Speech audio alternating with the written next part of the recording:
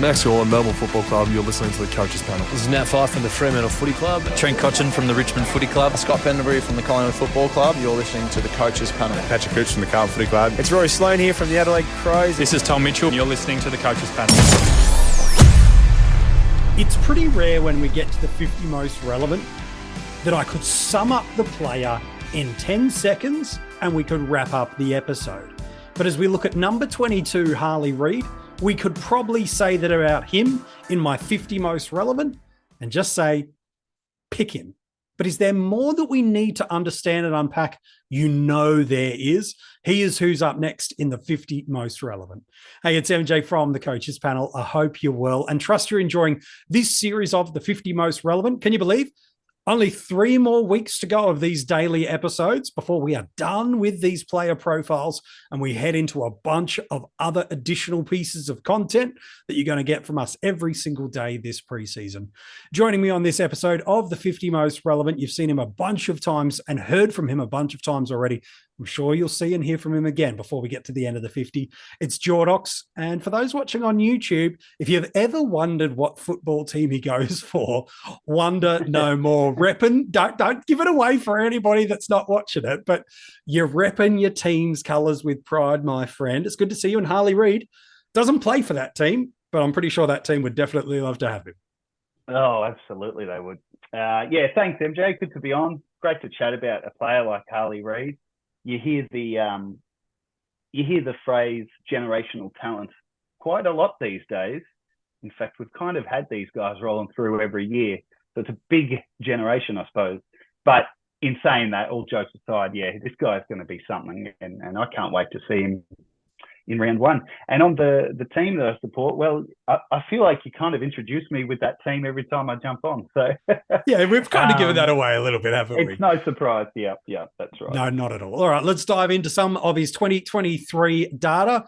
There is none. Plain and simple. He did not play at the AFL level. He was the number 1 pick last year, but it means he is the most expensive cash cow across all of the formats. Anything over him, I would classify as a mid-price. So even if it's only by a little bit, for me, the number 1 rookie or number 1 pick, that for me is the most expensive cash cow. Everything under is that. It's $207,300 in SuperCoach. It's a flat $300K in AFL Fantasy and a $304,800 price point. It's pretty rare, Jordox, that a player 12 months, 6 months, let alone 18 to 24 months out ahead of draft day is flagged universally as the clear and supreme number 1 pick. That doesn't mean guys like a McKercher, for example, or a Dersma, that they weren't high quality players and weren't deserving of high selections, but universally across all AFL draft watchers, almost every recruiter that went on record all made the statement that if they had the number 1 pick, who would they get? Harley Reid. Why? Generational talent, this beautiful dynamic of power, of speed, of dynamic class, X factor, strong athletic capacities, beautiful overhead mark, powerful beneath his knees. The Dustin Martin comparisons are probably pretty fair. And I think the West Coast Eagles, and maybe for us in the fantasy community, going, if he gets anywhere near the type of career that Dusty has, I think the West Coast and us in the fantasy community going to be pretty happy about that's what he's turning out to be. Absolutely, particularly in September for Tigers fans listening, will be very, very glad to hear that that happens for them. But yeah, for West Coast, yeah, it's exciting. I mean, you know, my concern with this kid, I mean, aside from, you know, the fantasy conversation we're having, is just the pressure. You know, for 2 years almost, he was considered most likely to be number 1, and now he's landed at a club who, you know, realistically are at the lowest ebb in what has been a very proud and, you know, successful, 36, 37 years we've had the Eagles in our comp. So there's a lot of pressure and there's a lot of expectations, but we've seen it, MJ, in the last 3, 4, 5 years. Names like Sam Walsh, who was similarly talked about, he came in and he just not dominated, but excelled right from the start. lived up to those expectations. Matty Rao gave us a solid month in the COVID year. Then he got injured, and he's kind of been a different player ever since. Still good, of course. And in recent years, Horn Francis had a tricky year at North, as we know, but Nick Dacos, obviously, Ashcroft last year. These number one guys, or close to number one guys, with the weight of the world on their shoulders as they join the league, they're pretty much hitting their straps from round one, and it is so impressive to watch. So as a West Coast fan, knowing you've got one, and as, some keeper league owners may have one, that might be me, I may be getting him soon, it's exciting times coming ahead. When you watch this guy play, he played at the VFL level last year. He played under 18 footy and he played coach. It was clear that this was a player that was just so much stronger, so much classier, added so much more dynamic, whether it be through the midfield or when he got isolated and played forward. You could see that ability to win contested ball, to take an overhead mark, and almost within a period of moments and possessions, change the game. At coach level, which is the under 18 championships, he averaged 19.5 disposals, 12.5 contested possessions, 6.5 clearances. He finished third in the Lark medal voting, and he was Vic Country's MVP. How did he go from a fantasy perspective? An 80.5 in AFL fantasy. You hear that and you're like, oh, that's not good enough. He's an impact per possession type player. He's not your accumulator. He's not your Dacos. He's not your Ashcroft. He's not your Walsh. He's a different type of player, which means somewhere like a SuperCoach, where it's rewarded for impact per possession and what you do, you're going to see that bump in scoring. An average of 135 might indicate that, yeah, okay, maybe, just maybe, this guy could be a little bit of a beast in this format. Ryan Reynolds here for, I guess, my 100th Mint commercial. No, don't. I mean, honestly, when I started this, I thought I only have to do like 4 of these. I mean, it's unlimited premium wireless for $15 a month. How are there still people paying 2 or 3 times that much? I'm sorry, I shouldn't be victim blaming here. Give it a try at mintmobile.com/save. Whenever you're ready. $45 upfront payment equivalent to $15 per month. New customers on first 3-month plan only. Taxes and fees extra. Speed slower above 40 gigabytes. See details. I'd be honest with you. About maybe 3 months ago, I knew that Harley Reid was going to make the 50 most relevant. I knew it. With the hype that he was getting across even the fantasy community, we knew he'd have forward status given what he played at junior levels and through those handful of games at VFL. There was this expectation that it would be one of, if not the most owned player in the game. And at time of recording, across all 3 salary cap formats, Harley Reid is the most expensive. Well, not the most expensive player, most expensive cap, but most owned player. But I had my concerns about him. And then a piece of information changed. I'll unpack my concern in a moment. But the moment Adam Simpson and the subsequent pre-season match simulations, when they did the copycat league and move him to play off half-back, like Harry Sheasel did last year and Nick Dacos the year before, to ease their talented star into their team, I think any concern anyone had about what he would score, how regularly he would play, how good he could be, for me, largely washed away, because that ball's going to spend a lot of time through that back line and through the midfield of West Coast. Geez, he could do anything if this half back line, given how strong a scoring option he could be in that distribution role. And when you consider where the ball's going to be a lot for West Coast this year, it will be in the back line. It's a pretty cool precedent we've sort of seen starting to develop, where you get these kids coming in who are so talented and are going to be great midfielders. They, like you said, it can take time for them to get the scoring up. But as we've seen in the last few years with Dacos starting off a halfback, and then Sheasel was really the one that's going to be that was really interesting, because he'd never played there as a junior. He was a forward, he was a mid, and North, Clarko decided, let's get this guy into the game off halfback. The ball's going to be down there. And what did we get? We got one of the greatest fantasy debuts we've seen. So when I heard Harley Reid was going to be deployed off halfback, at least to start with, I got very excited for his scoring potential. And it went from him being like a guy that, is exciting for the future, but this year probably averages, 60, 70, maybe probably at best, if we're being honest, that level going from VFL to AFL. But now off half back, we could see him do, there's no reason why he couldn't do what Sheasel did in 2023. Maybe not. That was really crazy. He just was smacking tons out of the park right from round one. But to see and hear Reid off half back is very exciting. And then, as the preseason rolls on, you kind of want to see and hear, how's he going at training? How's he going at the intra club? And they had an intra club the other day, and, we know that they're just playing against each other, and, how serious is it? But he was one of the best on ground. And there was a little clip that was doing the rounds on socials that I did catch a glimpse of, where this young 18-year-old just casually outmarks their new number one ruck, Matty Flynn. And I just thought, oh boy, I can't wait to see this kid play.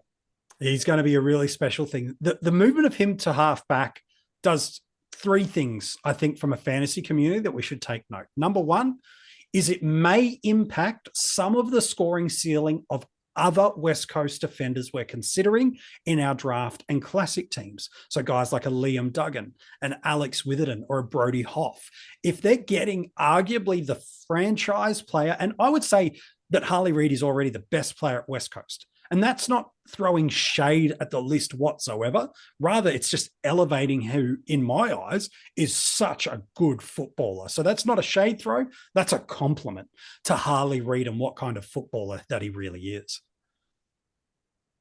Now, just quickly, I'll jump in, MJ, because there may be some listeners who hear something like that, a kid that hasn't even played yet, and you're suggesting he's the best player at the club. Yep. Now, I remember you saying that to me in a conversation a couple of years ago about a player. And I'll be honest, mate, I thought, steady on, MJ. How could you possibly say that? He hasn't even played a game of AFL. Well, that was Nick Dacos. And a couple of years later, I shall serve you some. No, you could serve me the humble pie. Anyway, the point is, when MJ says that, listen. So that excites me that you think that about Reid. All right. So that I'm not concerned, but I'm intrigued at the ceiling clip. So that's one thing it does. The second thing it does is it elevates his scoring potential. One of the reasons I was so hesitant about Harley Reid, not to put him in the 50, but just how much can a guy spending forward minutes and big forward minutes, if he was to play his traditional mid-forward role in a team that is rebuilding, that is structurally unsound in a few pocketed areas. And it's hard to be a good scoring rookie in a forward line that's probably not expected to see a high volume of ball. And so for me, it was like, okay, well, that's going to clip him to be a 50, 55 guy. And that's okay. We'll take that. It's a bit of a premium price we're paying for, but inarguably, you're thinking you're paying for job security. But now with him moving into this halfback role, the optimism can rise that now it's no longer, hey, I'll take a mid-50s, I'll take a low 60s, and that's good. It's now going, as you said, could he get to Sheasel's level? That's the dream, but it's probably statistically an anomaly that he does that. But what it can be is now give us confidence that his scoring can go up, which means his maximization of cash and scoring is better for us. But what that means structurally for us is it means you can probably move him up to an F5 rather than just going, okay, F6 if I have to, and I'll take the rookie roulette, which 50 and 60 am I going to get this week, and hope I get the 80. If he's off that halfback role and West Coast continue to see a high volume of ball back there, all of a sudden the structural implications for your fantasy team with him at F5 or even as high as F4, if you really like, now change the dynamic. It gives you the pathway to go, you know what? Now I can spend a little up in my midfield. I can go a little bit deeper in my back line with some of the other speculative picks. So if he's in a better scoring prospect, it means you can be more confident with him on the field. Yes, he's the most owned player in the game, and I expect that to pretty much hold, barring him not playing in round one, which will be injury or suspension. Those are the only ways he's not in there. So for me, that's a really good pathway and sign for us. And he needs to score a little bit better, because the only way you don't pick Reid, and to be honest, this is a loosely poor argument, but it is the narrative you need to hold. If there's a cash cow at the base level that has a comparable scoring capacity and a comparable job security, then you go that one. Simple, because for Reid and person X to generate the same amount of cash, person X at the bottom can score less because of the way the magic numbers work and the price point. Now, do we need that? No, look, that's what I'm saying. That's the argument, is you need 7, 8, 9 cows, because you're going to need to split them across your mids forwards. So the fact he's the most highly owned player, you're overthinking it if you're trying to look for another pathway there. If he was stuck in the forward line, okay, now you can start to consider it. Don't just pay up for job security, pay up for good scorers with job security. But I think in this halfback role, he's really got it. Everything coming out of West Coast is indicating, as it understandably should, the hype is real. Adam Simpson, former player and now assistant coach Luke Shuey. You read the West Australian, pretty much that's all they've done for the past 3 months is dedicate the back pages to either throwing shade at Eastern BBL teams and glorifying how good Harley Reid is. That's what they've been able to do. And understandably so, they're so excited about him. I don't think there's a real reason not to pick him. With much confidence. And I feel like all it would take is him to pop an 80 in round one and you feel pretty sheepish and you're wasting a trade. With that high volume of ownership, with the DPP and with him playing in the back line, don't overcomplicate life for yourself. Just go and pick Harley Reid. This episode is brought to you by Allstate. Some people just know they could save hundreds on car insurance by checking Allstate first. Like, to check you have the tickets in your wallet first before you drive 2 hours to the big game. Seriously, you had one job. Now the closest you'll get to the 50-yard line is parking lot D. Yeah, checking first is smart. So check Allstate first for a quote that could save you hundreds. You're in good hands with Allstate. Savings vary. Terms apply. Allstate Fire and Casualty Insurance Company and Affiliates. Northbrook, Illinois. Draft is interesting, though, Jordox, because historically, these sort of players in a single season draft were taking late speculative flyers on. And maybe, as you mentioned earlier in the episode, these young kids that are coming on and scoring enough to be on field, he'll go a little bit earlier. But with the challenges in the forward lines and the scoring potential for Harley in this half back line, he won't gain DPP. He's already got it. He's a mid forward. Where do you see people jumping to go and get Harley Reid on draft day?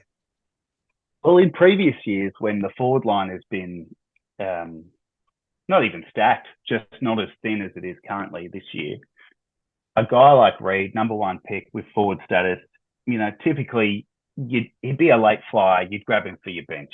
You never know. See how he goes. I'm sure no one drafted Sheasel early in the draft last year. He would have been a bench guy and happy days. But two things. One, the back line position, the off half back, which is we've gone over in this episode, and how that's going to, potentially and likely inflate his scoring to something that's much more fieldable, and the fact that our forward lines are going to be pretty bare this year, at least as we look into the year. As it rolls on, we might look back halfway through the year and all these guys have popped and we're like, hey, the forward line's pretty chockers. But right here and now, with the evidence we had on last year's data, the forward line is very, very bare. So based on that, not only is Reid an on-field forward, I wouldn't even be surprised to see him go at F3, F4. I mean, if you've got a blockbuster midfield and you've just decided, no, I'm going to leave the forwards, which I think will probably be a pretty common strategy this year with the amount of talent we have in the midfield. So if you have a blockbuster midfield, a pretty decent backline, I don't see why you'd be too stressed having Harley Reid at F3, but maybe F4. But yeah, he's on the field.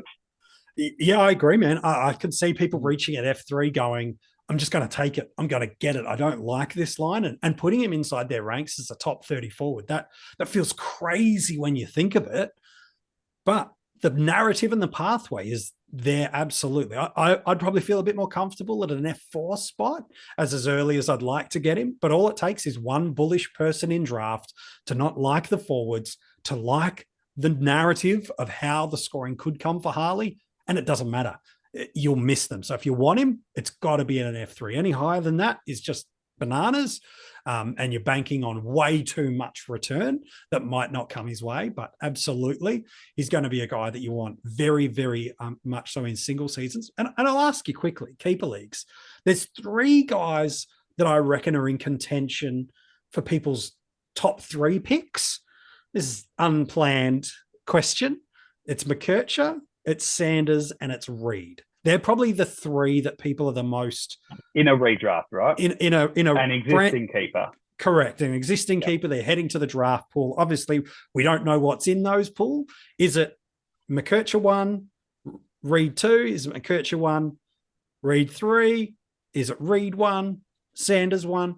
What's your initial gut take if you had pick one in a keeper league? You don't know all the nuances that sit through there because that's the challenges, so many variables. Who would you take first, McKercher, Reid, or Sanders in a brand new redraft? Great question, because I'm in that exact situation in a keeper league myself. Let's work backwards. I'd have Sanders at 3, and nothing against him, just the 2 above him. How do you split McKercher and Reid? Look, if this was before the Reid to the backline conversation, I'd say, you know what, actually, it reminds me of Dacos or Horne-Francis that year. And the common sort of narrative around those 2 was Dacos will be much better immediately, fantasy. Horne-Francis will be a slow burn. I looked at Reid and McKercher in the same sort of vein. McKercher, he should hit the ground running. I'm sure someone will be talking about him at some point in the 50. And then Reid, like you said at the start, will be an impact, slow burn guy who maybe in 5 years will be the best player and a real fantasy primo. But now that Reid gets a year or 2 off of half back, I reckon I'd stick with Reid at 1. But nice. You're absolutely splitting hairs there. Yeah, it's interesting. I'm a McKercher man at 1, but if someone wants Reid at their first pick in a redraft of a keeper, I'm not going to talk them out of it, especially if I've got the second pick, that's for sure. Hey, Jordox, mate, an absolute pleasure chatting with you about a guy that I think is in all of our fantasy teams across all of the classic formats, and it looks like he's going to be a long-term ripper for us. Yeah, it's going to be lots of fun. Thanks, MJ. If you want to go and check out the article on Harley Reid or anyone else that we've covered so far in the 50 most relevant, or some of the other articles that have dropped this preseason, you can check it out at coachespanel.tv. There are daily podcasts dropping, and you can make sure, if you haven't already, subscribe wherever you get your podcasts from. Leave a 5-star rating. And if you're on Apple Podcasts, take that extra 30 seconds to leave a encouraging and nice review. It helps others know and find out about the Coach's Panel. It's always nice to know what you think of these episodes. We'll even read one of them out or so. So if you want to get your name shouted out on the podcast, leave a nice, encouraging 5-star rating and review on Apple Podcasts. We'll be able to shout you out during these episodes of the 50 most relevant. And we're on YouTube every single day. A brand new episode is dropping. And if you are watching this on YouTube, what do you think Harley Reid averages this year? You could comment below and let us know. Have that subscription button smashed out of the park and have the notifications on so that as soon as new videos drop every single day, you get notified straight away. And in 30 seconds time, a little clue about who's coming in at number 21 of the 50 most relevant. If you haven't joined our Patreon supporter group, you know what? You need to get involved. There is a bunch of great rewards that come in. Our breakout and premium tiers, they get a heap of content during the season, and they get these audio episodes of the 50 most relevant a day early. There's our rookie guide that comes out for all tiers of it. There are some keeper leagues that are about to get underway that are exclusive for our Patreons, hosted by different members of the panel. So you can take them on and see just how good you are against some of the different panel members, all the details, and that's just some of the rewards. So all the details for our Patreon, well, you can find it in the description of this video and this audio podcast. And that's where you can also follow any members of the Coaches Panel you want on the social media, Twitter/X. So who's next up in the 50 most relevant? You got your guessing handbook ready to go? For the past 8 seasons, he hasn't dropped an average under 100. Last year was a career high for him in one of these formats. He's always been known to have ceiling, but his frequency of ceiling went up a level. And yet there's still some concerns in the community that on his day, he'll dish you up a 50 and 60 and absolutely burn you.